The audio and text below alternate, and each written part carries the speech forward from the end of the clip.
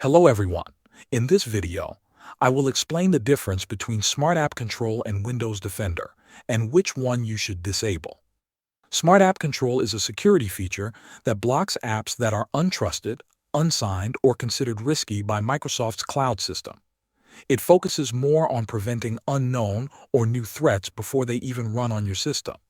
This is useful for most users, but it can sometimes block safe apps, especially if you install custom tools or less popular software.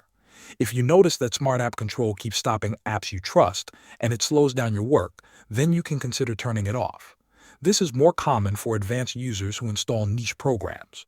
Just remember that disabling it lowers your protection against new and emerging threats. Windows Defender is your main antivirus. It scans your system for viruses, malware, and ransomware. It works in real time and protects your files and system continuously.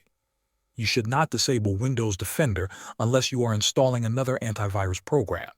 If you turn it off without replacing it, your system becomes highly vulnerable to attacks.